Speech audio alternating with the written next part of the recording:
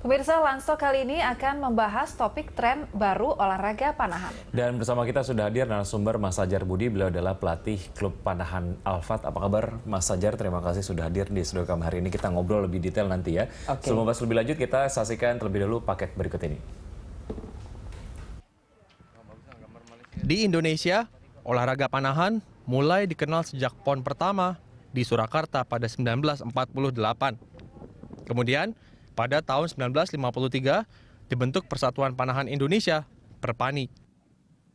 Beberapa tahun belakangan ini, olahraga panahan mulai digemari banyak kalangan dan menjadi tren.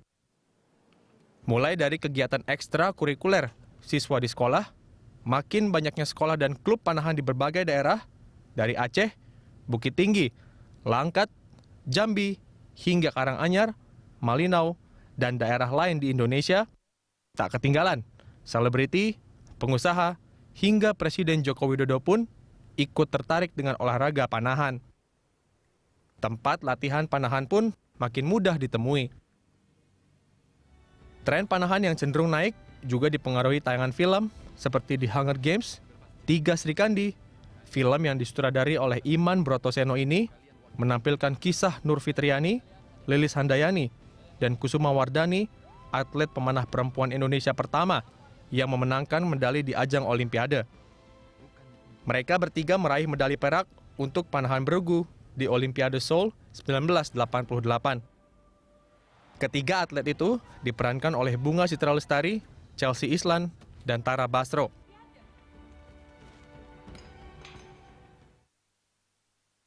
Olahraga panahan bisa diikuti oleh semua kalangan dan semua usia, mulai dari anak-anak, remaja, maupun orang dewasa. Olahraga panahan juga memberi manfaat dalam pembentukan kesehatan fisik, serta melatih pembentukan karakter dalam diri, termasuk melatih kesabaran, konsentrasi, dan fokus, seperti yang pernah disampaikan oleh Presiden Joko Widodo ketika berlatih panahan di Istana Kepresidenan Bogor. Benarkah panahan telah meninggalkan kesan sebagai olahraga yang eksklusif? Tim Liputan, Berita 1.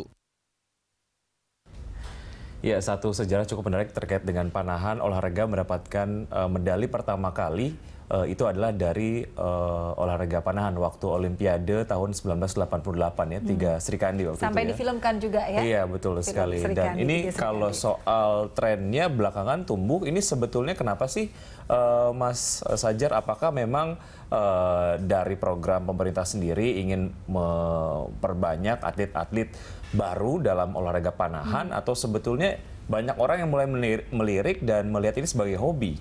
Oke, ya. Terkait tentang hal itu, ada banyak permintaan dari orang tua.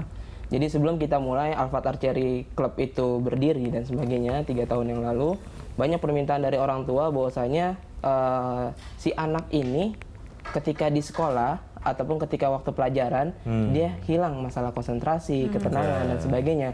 Sehingga dari permintaan-permintaan itu banyak yang menginginkan dibukanya olahraga panahan. Awalnya dulu ketika kita berdiri itu kita hanya sekedar untuk menghidupkan sunnah saja. Kita hanya untuk menghidupkan sunnah, kita hanya untuk latihan biasa, nembak dan sebagainya. Namun lama-kelamaan banyak demand ataupun permintaan dari orang tua.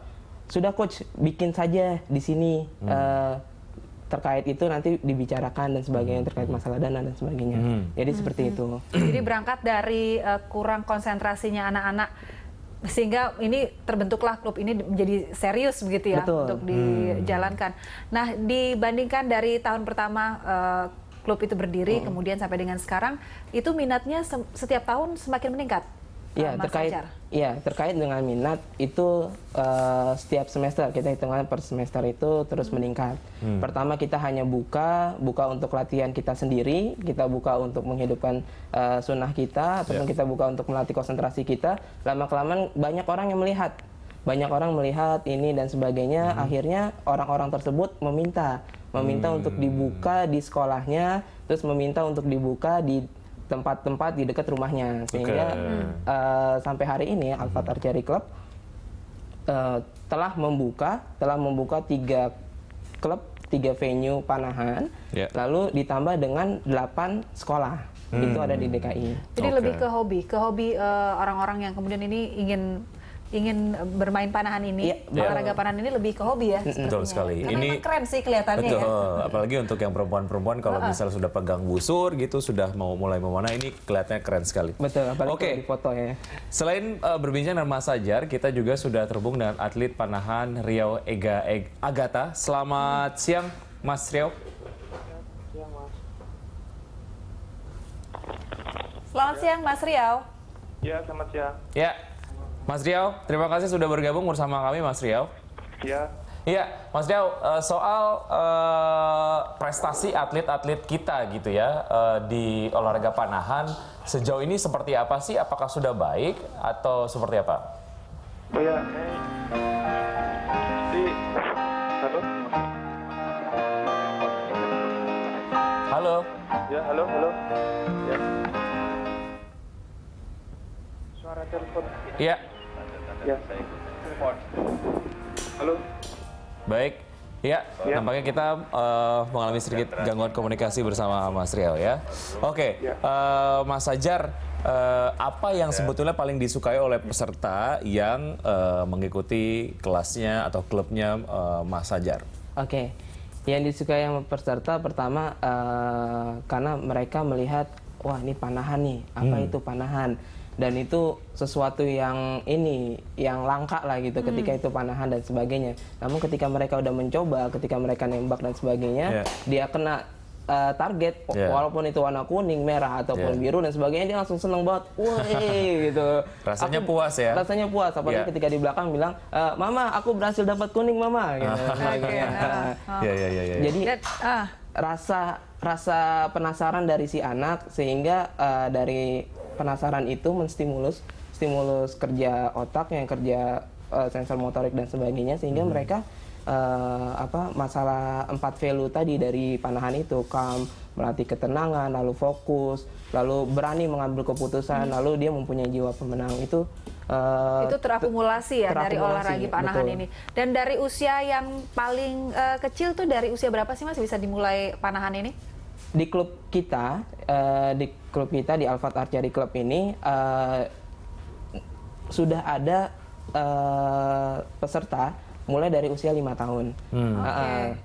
Dan itu pun juga apakah nanti alatnya itu gimana, dan kita akan menyesuaikan dengan kondisi mereka. Misalkan mereka masih kecil, kita akan kondisikan dengan tarikan ataupun LBS yang ringan.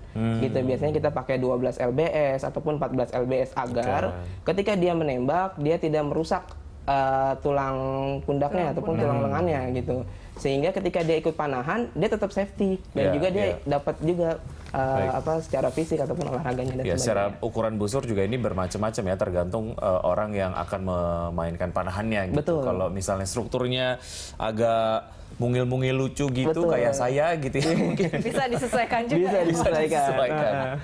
Oke, kita sudah kembali terhubung dengan atlet panahan Riau Agata. Ya, selamat siang.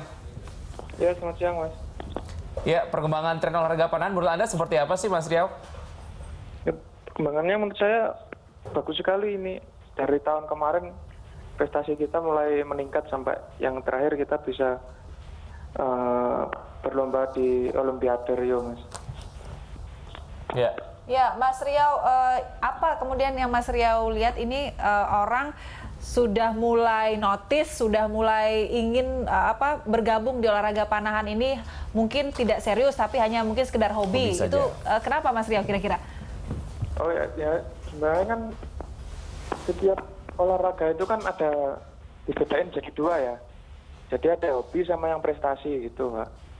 Jadi kalau kita pengen yang hobi ya silahkan kita bermain olahraga yang hobi. Tapi kalau memang prestasi ya kita akan lakukan yang prestasi, tapi pastinya ya kegiatan kita kalau kita mengikuti olahraga prestasi pasti lebih padat daripada biasanya gitu. Oke, dan ini juga pergerakan dari olahraga panahan sebagai hobi ini juga terasa di banyak daerah ya, muncul klub-klub panahan gitu yang akhirnya ini menyerap excitement dari warga sekitar ketika mereka ingin terjun ke bidang panahan. Anda melihat ini sebagai satu hal positif sekali ya sebetulnya, Mas Riau ya? Ya, ini Ini seperti awal mula yang bagus ya buat olahraga panahan sendiri. Jadi olahraga panahan sendiri bisa dikenal lebih luas di seluruh masyarakat Indonesia gitu.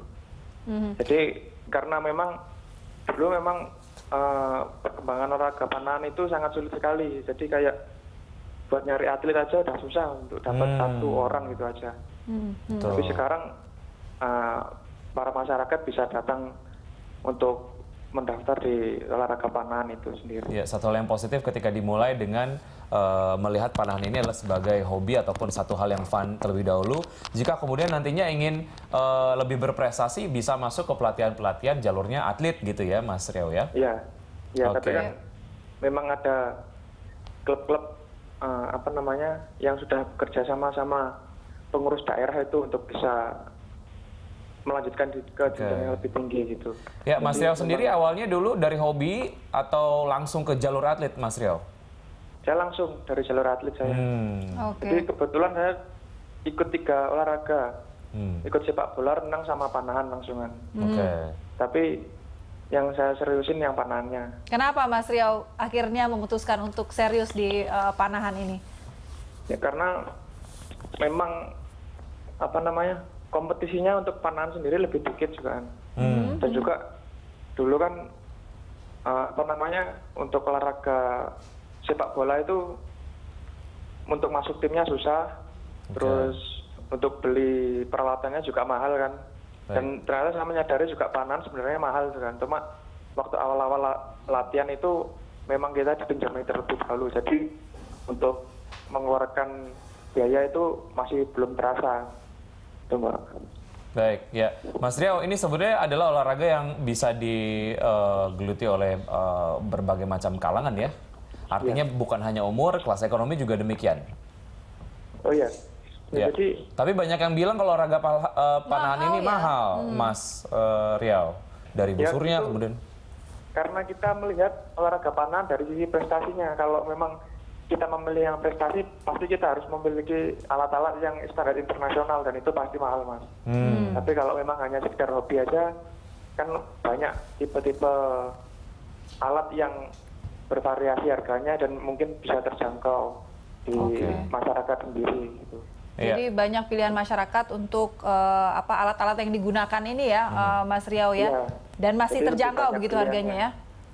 Tapi kalau untuk yang mengarah ke prestasi, memang kita harus memiliki alat yang standar internasional itu. Ya, Mas Riau bicara soal dukungan dari pemerintah untuk olahraga yang mungkin belum populer lah ya. Sejauh ini menurut Anda dari hal pendanaan, pelatihan, kemudian juga kaderisasi atlet, udah ideal belum sih di olahraga panahan? Untuk olahraga panahan sendiri bagus, Mas. Jadi kita memang dukungannya dari pemerintah memang baik gitu. Jadi dan juga kita dalam proses latihannya juga kita didukung sama pelatih-pelatih yang berpengalaman juga. Jadi bisa kelihatan juga prestasi kita setiap tahun semakin meningkat. Jadi itu juga kerjasama antara pelatih panahan sendiri dengan pemerintah itu sebenarnya berjalan dengan baik gitu, Mas. Yang kemudian tampaknya ideal ya untuk mendukung tumbuh kembang dari olahraga panahan dari masyarakatnya bergerak, mulai menyukai, kemudian nanti akan ada banyak sekali bibit-bibit yang mulai menyukai. Dan Mas Riau, ini terakhir harapan Anda, khususnya di pemerintah untuk mensupport olahraga panahan ini, ada lagi nggak sih, Mas? Harapannya ya semoga di tahun-tahun ke depan olahraga panahan bisa berkembang menjadi lebih baik dan pemerintah juga tetap selalu memberikan dukungan yang baik bagi olahraga panahan juga untuk olahraga yang lainnya gitu. Baik. Mas Riau, terima kasih sudah bergabung bersama kami di Lanstock. Ya, sampai jumpa dan tetap berprestasi. Dan pemirsa, Lanstock akan kembali usai jeda, tetap di Berita 1 News Channel.